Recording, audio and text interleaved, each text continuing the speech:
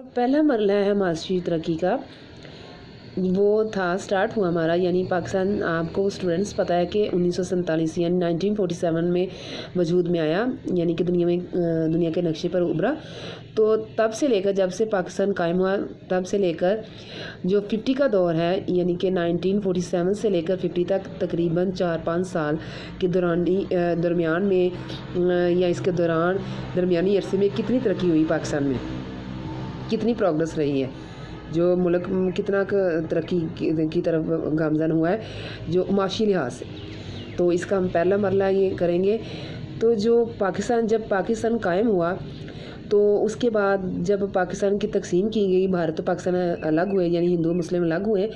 तो पाकिस्तान को और भारत को जो थी जितनी भी जैसे असला साज फैक्ट्रीज़ हैं या सनती यूनिट्स हैं या दरिया हैं, यानी कि पानी के हैं या रुपये पैसे से रिलेटेड है, हर चीज़ उनमें आपस में इक्वल डिवाइड की गई। यानी बरतानी हुकूमत ने पाकिस्तान और भारत जो मौजूदा है, तो इन दोनों रियासतों में या इन दोनों कौमों को, इन दोनों ममालिक के लोगों को, इन लोगों के जो भारत और पाकिस्तान है इनको डिवाइड की थी, यानी कि पानी और उनका भी मसला हल किया था, यानी दरिया तकसीम कर दिए थे कि इनको पानी का मसला ना बने, ना पाकिस्तान को ना भारत को। और असला भी दिया था, पैसे भी दिए थे, और जो सनती यूनिट हैं वो भी दिए थे।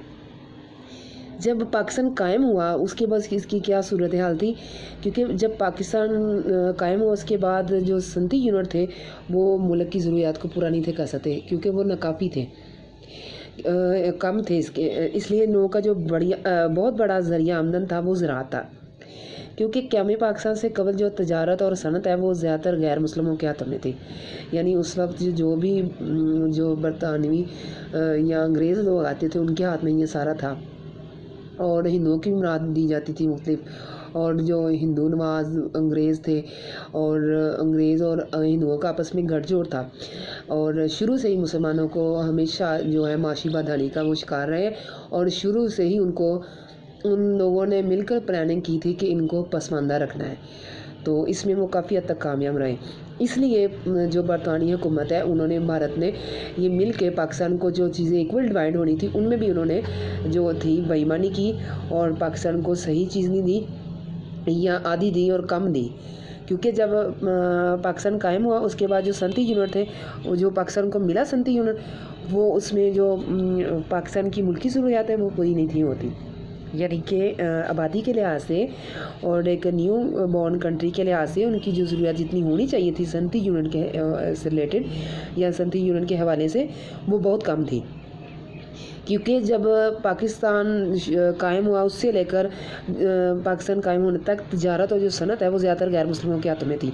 इसलिए जब तकसीम हिंद हुई तो ये लोग भारत चले गए, जिससे जो मुल्की तजारत थी और सनत के मैदान में एक जो है वो खला आ गया था, यानी कि जो तजारत और सनत, क्योंकि जो ताजर हज़रात थे या सनतकार थे वो वहाँ से चले गए, और फिर सरमायाकारी किसने करनी थी, इस वजह से पाकिस्तान को बहुत सी मुश्किलात का सामना करना पड़ा। बाकी बहुत से मसाइल भी थे, लेकिन इनमें जो सर फहरस्त था वो माशी मसला था और सनतों का मसला भी था। अब ये था कि इसलिए इस खला को फिर पाकिस्तानी हुकूमत ने कैसे पूरा किया कि जो भारत से हिजरत करके आए थे मुसलमान ताजर,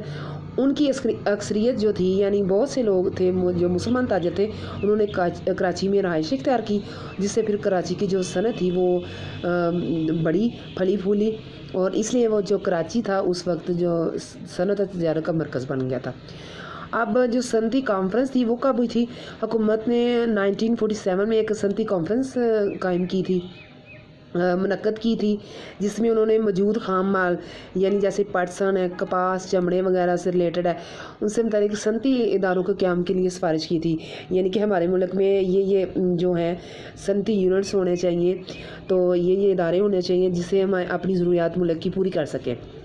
तो फिर मुल्क में सरमायाकारी को फ़रोग़ देने के लिए इंडस्ट्रियल बोर्ड और जो सनती मालियाती कॉर्पोरेशन थी वो कायम की गई थी। फिर इस तरह माशी तरक्की का आगाज़ हुआ था।